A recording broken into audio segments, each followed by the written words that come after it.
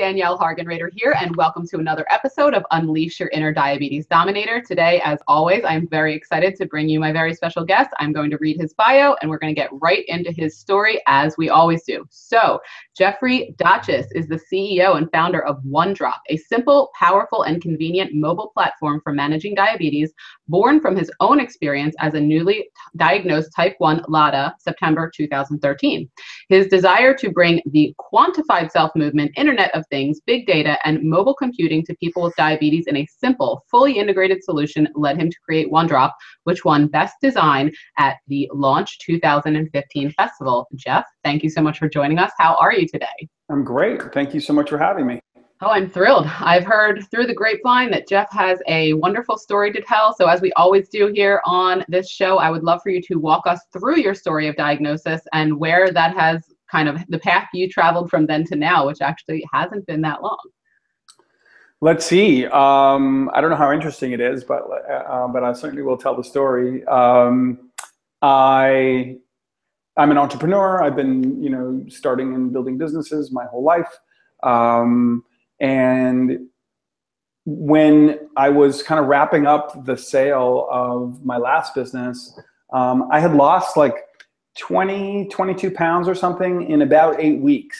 And honestly, I thought, wow, my workout regimen is finally working. Something's like clicking now. This is awesome, and I really was kind of excited at the rapid weight loss. But that was accompanied by the typical massive thirst and the consumption of gallons and gallons of water every day. And at first I thought that wasn't weird because I was working out a lot. And then it turns out that it was really weird. And I asked my nephew, who happens to be a doctor, I was like, hey, I'm drinking a lot of water and I've lost all this weight. He said, you have diabetes. And I said, what do you mean I have diabetes? I run a lot. I run marathons or half marathons. I exercise quite a bit. I eat pretty good. Like, what is that? What do you mean?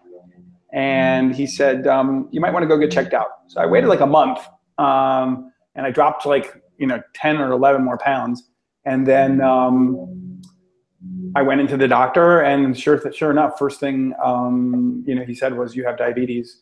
I think my blood sugar was 480 or something like that, 500, it was in the high 400s. And my A1C was 14.9. And immediately gave me some metformin right then and there, and then it was my GP, and got me in touch with an endocrinologist, which I went to see that day, which fortunately, thank you, Dr. Blevins in Austin, Texas, went to see that day, and he tested me, and I had all the antibody present for type 1 diabetes. Unfortunately, that situation was one where, I waited in line at the doctor's office. I gave them my insurance information. I went in. I had already gotten the blood test done earlier that day, and they reviewed the results. And I was literally given like an insulin pen, a prescription, and a pat on the back, and I was out the door in 15, 14 minutes. And I didn't know much about the disease at all. I didn't really know what to do or where to go. I was terrified about this thing. Like you get the bomb dropped on you, you have diabetes, you have type 1 diabetes. It's even different than type 2 diabetes. And so I kind of was a little bit lost. I had a wedding to go to that night, and I didn't really know what to do. I went to the drugstore and got my prescriptions filled, and then started like figuring out what all this gear was and what was I going to do with it. I got this Bayer Contour Next meter and some test strips and a couple of insulin pens. And anyway, I remember the first night at the wedding, I said, okay, I got this. I'm going to try to figure out like what to do or whatever. And I was eating some hors d'oeuvres or whatever. And then I remember going into the bathroom and sitting on the floor and rolling up my sleeve and feeling like a junkie, and like secretly like doing drugs in the bathroom or whatever, which was kind of like weird. It was just like a weird experience. It was my first night. I'm at the wedding, and I'm like sneaking off to like inject myself in the bathroom, and I wasn't sure like I felt ashamed, and I felt a little bit depressed, and I felt really demotivated in one way. And it was really at that moment that I decided, you know, here I was at a wedding, seeing people getting, moving forward with their lives and celebrating things. And I decided at that moment that I was really going to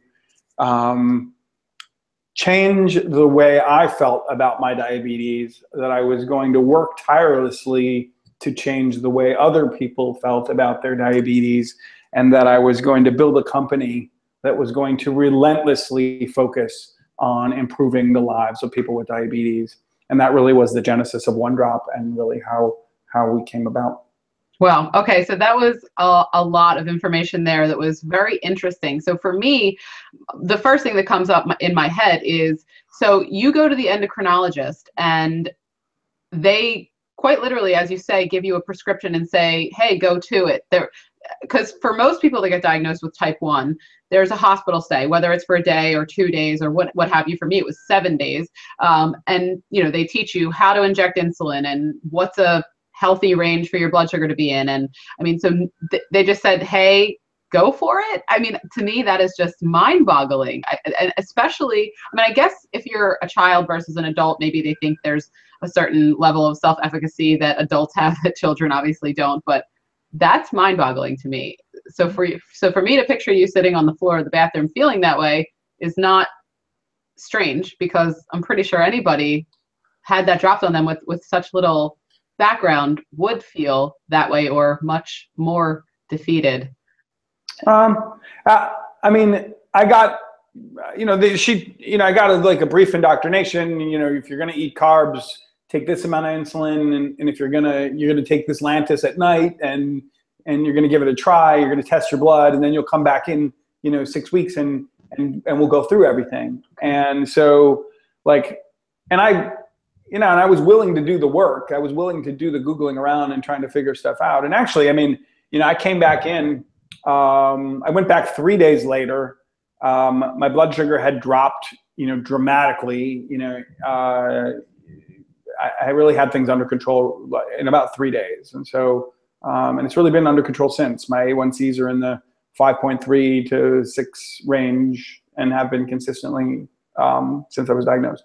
So it was good timing then. You had just sold a previous company. And I guess maybe if you were in that mindset of what's my next venture, that was kind of Celestine timing, you know, that came about. So as a person who has the same desire as you to help people feel good about living with diabetes, feel empowered and confident and stronger and all of those things about living with diabetes, we do that in very different ways. So give me kind of a little bit of background about, obviously you said how OneDrop was born, but what was the decision to make it, you know, a whole all-encompassing system? And for those that don't know about OneDrop, why don't you just give the audience a little background about what OneDrop does and how it improves the lives of people with diabetes?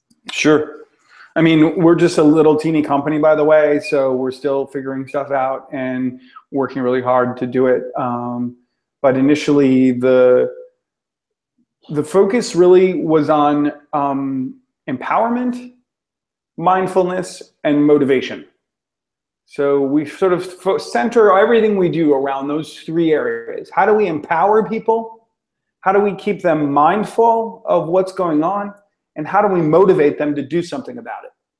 And empowerment comes in a lot of ways. It comes from emotional connections with diabetes. It comes from having the right tools and technology associated with diabetes. It comes from having the right education for diabetes. And so when we think about empowerment, we think about empowering people to take care of themselves by giving them access to the technology they need to do it, by giving them access to the data and information they need to do it, by giving them access to the education that they need to do it, and having them feel better about everything that they're doing. That, you know, empowerment focus for us is kind of central to everything we do. And then on top of that, we layer in this mindfulness, this sort of repetitive sense of being aware of the things that are around you that are affecting your diabetes, being mindful each and every day.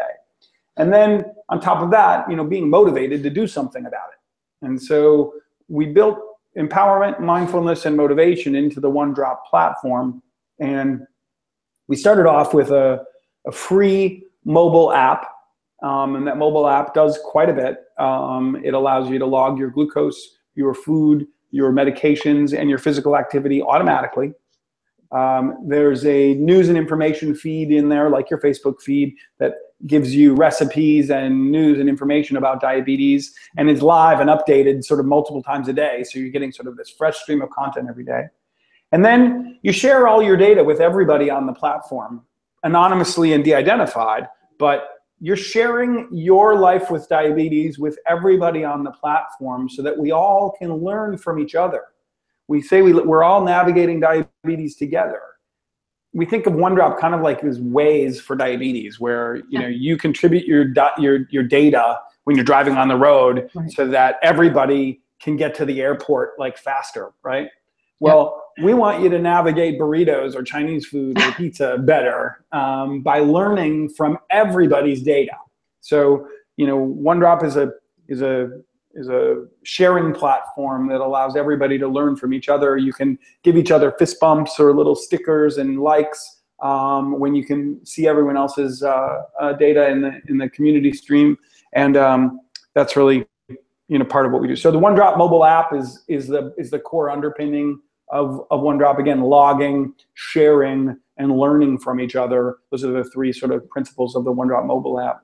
And then just coming up in just a few weeks, we're launching the OneDrop Chrome glucose meter, and it's this gorgeous glucose meter. It comes in a gorgeous sort of vegan leather kit, and we're supplying unlimited test strips, the meter, plus a 24/7/365 diabetes educator coach in app, all for a single sort of low subscription price.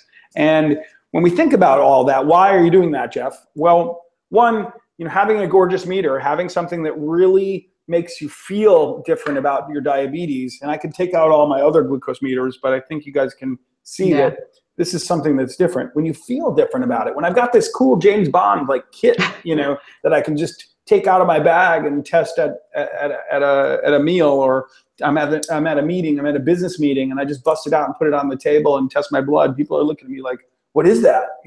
That's so cool. When was the last time anybody told you your diabetes gear was cool? Well, truthfully for me, pretty often. As someone who goes to CrossFit and other, workout classes, I think that is a very wonderful opportunity to educate. And I'm lucky to be around a lot of people who are super curious and open-minded and they actually want to learn. So, but that actually leads me into something that we were talking about off air. And I want to, that meter is very sexy. But let's talk about, appendages, things that are, so Jeff does not use a continuous glucose monitor, and he feels fairly adamantly about it, which I love hearing everybody's opinion on what they like to use, their tech and all that other stuff. So it's nice to have a sexy meter, but for me, it's nice to have this thing because it gives me, the opportunity to educate people as well. So give us a little bit of background, because obviously if it's 2013, we're talking about 3 years now coming up. Actually in September will be your 3-year anniversary. But so Jeff has chosen not to use a continuous glucose monitor, and it's for personal reasons, but give us a little bit of background into that, because the way you answered it, I actually have never heard anybody answer that question as adamantly as you did. And I find it very interesting. I'm trying to remember which part was adamant. So you said, before we chatted on the air, I said, do you use a Dexcom or any type of continuous glucose monitor? And no. And it was just like, no. So give us a little, so you like the way you're doing things now, and you don't want anything attached to you. That was kind of your. Yeah, I mean, generally, I don't want anything on my body. So that's for sure. I'm not interested in any tubes. I'm not interested in having, multiple sort of bumps attached to my body, the adhesive tape and all the stuff that comes along with sort of a lot of that stuff. So I'm just not interested. I'm absolutely not interested in. And I can tell you that for the most part, I view my diabetes care as something that I'm very active and engaged with. I'm not trying to avoid my diabetes. I'm trying to embrace my diabetes. And so I test, probably 8 to 10 times a day. I have a pretty good idea of where my glucose is at any given time. And then for the most part, I've chosen to really focus on what I put into my body on the front side of the equation, so that I don't need as much technology and gear attached to my body to measure what happens. So if I don't eat a lot of carbs, then I don't need a lot of insulin. If I don't need a lot of insulin, then I don't need a device telling me whether I'm high or whether I'm low, because I know whether I'm high or whether I'm low. I know how many carbs I've consumed. I know how much insulin I've taken. I've taken a lot less insulin than someone who eats a lot of carbs. And so my glycemic range is very narrow. The time in range that I have is very high. And I generally, have a pretty good feel for where I'm at. Do I make mistakes? Absolutely. Do I get it perfect every time? For sure, no way. The times that I'm most at risk for hyper or hypoglycemic incidents, the times when my glycemic variance is completely, all over the place, is when I've eaten carbs. Sure. Because I eat a lot of carbs. Let's say I splurge, and I do once in a while. Of course, I go for it, right? You got to have your French fries or your, pizza or whatever you're going to do. Like, of course, you once in a while need to do that. But when I do that, those are the times when I get the insulin dosing wrong, and when I'm completely, at the whims of this roller coaster of diabetes. And at that point, I wish I kind of knew moment by moment where I was at, because I want to know which direction I'm going, or I want to know what's the velocity of the direction I'm going. But that feels very risky to me, So I try to moderate what I put in my body, limit the amount of insulin that I take. I take a really high basal dose at night. And then I take very little bolus insulin throughout the day at all, really. And I was going to say, I think the bottom line here is that we all have the option to manage our diabetes choices the way we want. But for the super bottom line, I think for both of us, is that we feel, for me, I think my diabetes management practices are a privilege. I get to do this. Like 100 years ago, there's no getting to do any of this. There's no options, there's death.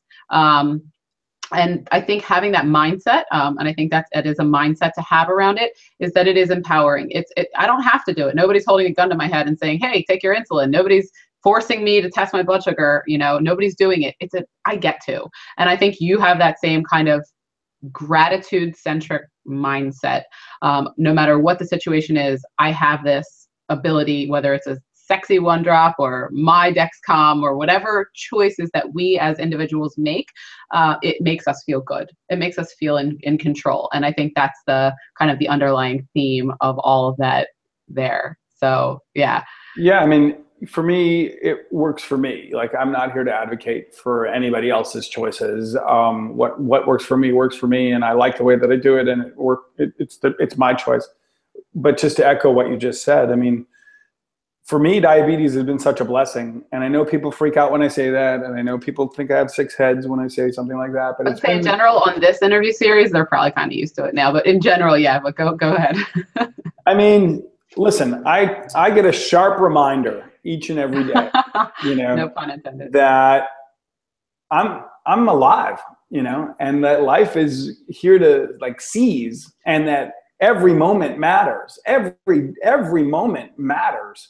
And so if I'm not living it, if I'm not earning it, if I'm not doing it, then I'm not honoring the opportunity that I've been given to be on this planet and to try to impact people's lives. And so from my perspective, I mean, what a blessing that I have this little sharp reminder that I have to pause for a moment and think about, what am I doing and what's going on, and take that moment and really celebrate it, and really celebrate that drop, because it's such a blessing to be here, and I'm so grateful and humbled by the opportunities that we all have to be on this planet and do what we get to do. And so for me, this kit, or this experience of having diabetes, this mindfulness, this sense of presence, is such a blessing. I get to think about for a moment, I get to stop all the crazy and think about for a moment my kids, or my family, or my wife, or the great things that we all have ahead of us. There's so much ahead of us, so much opportunity, so much wonderfulness ahead of us, that how could we not take this moment and just celebrate it? And so anyway, that's how I view my diabetes. It really is such a blessing. No, I think that's a beautiful sentiment that you just made me just think about it, because I teach mindfulness all the time. I have a 6-pillar system to health, and mindfulness is one of the pillars. And it's really actually interesting, although I probably thought about it that way, but you just gave me a little thought that, I mean, every time that we do stop and check our blood sugar, it's us being mindful. That's it's right. being present. That's right. It's taking, like you just said, you take all the craziness and then you stop. You see what's happening, you assess the situation, and we move on, you know. That's but right. Whatever it is, even in that moment, that's right. It's actually like even like a mini meditation. Oh yeah, man. That's how I see it every day. That's how we view That's a really good insight for me. I like that. You get the opportunity to be mindful, you know, literally one drop at a time. And it's that moment, you know, and we call it celebrate the drop. You know, we celebrate that moment every time, you know, and it's so exciting. So I'm glad, you know, to know that it aligns with what you're thinking. Oh, absolutely. So the app is out, and you're saying in a couple weeks, and just so actually this interview may actually already be airing at the time. So I will link to all of the links below, but the app is just one drop, and that's available for, I'm assuming, iPhone and Android and everything. Yep, it's by the time this airs, it'll be for iPhone and Android. Yep. So just in a couple of weeks, Android is coming out. We're very excited about it. Awesome. So in the meantime, are there any other projects or anything else exciting that are in the future for Jeff, or that we should be looking out for? Anything else you'd like to share along the lines of diabetes or innovation or entrepreneurial endeavors or anything of the like? Well, we've got a whole payer platform on OneDrop that payers and healthcare clinicians can access to do population health management and manage real-time data, real-time chat, and real-time content sharing with a group of folks, and that's also rolling out soon. So we're very excited about this fall. But for the most part, like, what I'm really interested in is continuing to be able to share thoughts and ideas around how to empower people, because, you know, an empowered person with diabetes is somebody who's taking control of their health, taking control of their life. They get to spend time with their families. They get to dance at their granddaughter's wedding. They get to, you know, celebrate those graduations and all those wonderful milestones, and do so with a present state of mind and a happiness, joy, and gratitude that really you only get from, you know, the experience of being, you know, present and empowered. So I hope you know, we can talk more about this. Yeah, absolutely. And one other question, I just like to, I think as you talk about what questions I get a lot from people as I interview, and I have a lot of people that will be watching probably from Europe. I have lots of people that follow from Australia. Is this available internationally? So the OneDrop app is currently available internationally, soon to be on Android but in iOS. We're in 193 countries, and right now it's available everywhere. The OneDrop Chrome, you know, kit will be available worldwide in 2017. It'll be available in the US in the fourth quarter of 2016, just shortly, so a couple weeks away. And then OneDrop Experts, which is a part of that, is available worldwide, and the OneDrop population health management tools are also going to be available worldwide. So we're ready, yeah. Yeah, awesome. Yeah. And I think that I mean, just as like, I think we both are in agreement that the more people that are out there living in that gratitude, living in that presence, living in that, that's, I mean, because that's all I'm about. I mean, that's literally everything I teach people. Amazing. Because of the fact that I have come from the absolute opposite of that, and living in hopelessness and helplessness and misery, and the belief that I was going to die young, and diabetes was a curse, and this and that. And now just having that opposite mindset, and having it now for almost 10 years, but I could never, you know, I get to talk to so many people. That's what I do. I coach people. I give free consultations to every person so I have 20-minute conversations with, at this point, has thousands of people around the world. And the theme that I see running through that is a feeling of stuckness, of hopelessness, of helplessness. And and the people are looking for a way out of that, and they want it, and they need people who have already come to that point to kind of say, here's the path, but there's a million paths. And I love that you have a path and you're setting out the path, and I have a path, and I just, everybody has their path, and it just thrills me to no end to meet other people who are kind of aligned on that mission to improve the quality of life for people with diabetes, not just in a medical sense, but in an overall health and happiness. I wake up every day, I'm happy to be alive. Diabetes is not a curse. It happened for me, not to me. Yeah, that's exactly right. Yeah. So awesome. Yeah. So as we always do, as we bring things to a close here, what have been, well, I mean, I think I could probably guess from what we've spoken about so far, but what have been Jeff's top 3 tips for thriving, living happy, living healthy for the past 3 years of living with diabetes, obviously diagnosed as an adult? What have your top 3 tips been? Let's see. I mean, first and foremost, it's sort of living in the present. You can't really deal with anything that's been in the past. There's nothing really to deal with. So you can really only sort of live for right now and be in the moment right now and make great choices right now. And that'll set you up for opportunities in the future that might not have ever really been possible unless you were present when the door was open for you to walk through it. So in my mind, you know, that's the primary one, is not getting ahead of yourself and not looking back for regrets, but just staying present and mindful in the current moment. Second, for me, I mean, you know, I'm a low carb, high fat guy. So like I eat a lot of protein and a lot of fat and very little carbs. And that for me has helped really keep just things in check.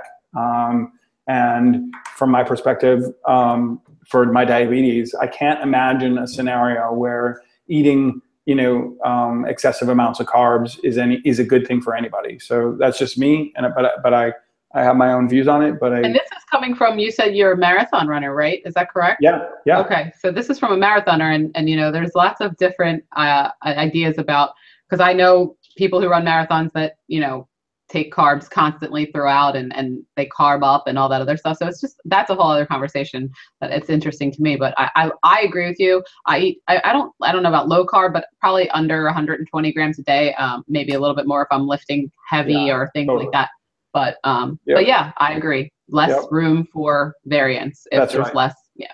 So. Less risk. For me, carbs equals risk. The more carbs I eat, the more risk I've got in the scenario. The more risk I might get the insulin dose wrong, the risk that I might get the fat and carb content wrong, and then those carbs hit me later, or they hit me sooner, or I don't know. I can't time it necessarily perfectly with my Novolog. So carbs equals risk for me. And then lastly, you know, exercising. I mean, even just modest amounts of walking or climbing up the stairs or parking far away from the office, or walking the dog 2 extra times, or any of those little extra things that I can do totally help me keep my blood sugars in line. And for me, that's really a blessing, again, is the opportunity to be able to just do something. Anything, you know, whether it's stairs or carrying my kid around or whatever I can do to, like, you know, get a little extra exercise in, that always helps me with my blood sugars, for me. So I love it. So yeah, so being present, avoiding the risk of high carbs, and physical activity. I think those are fantastic tips. I actually agree with all of them. They work for me as well. So yeah, no, I couldn't be more thrilled to have had the chance to get to know you. I always tell my people who are watching, whether I just met Jeff 5 minutes before this started, and as usual, I feel like I could talk to you for hours and hours. Totally. And it's been amazing. It's been great. Yeah, is there anything else you'd like to share before we sign off here? I don't have anything else to share really, other than, you know, just thank you so much for having me on the show, and I really, really appreciate it. And I'm grateful for the opportunity to meet you. Oh, my pleasure, and ditto. And I will link all of OneDrop's links underneath the YouTube video and also under my blog. And as always, if you found this video valuable or funny or gave you a smile, give me a thumbs up. Feel free to subscribe, and we will catch you on the next episode of Unleash Your Inner Diabetes Dominator. Take care, guys. Thanks. Bye.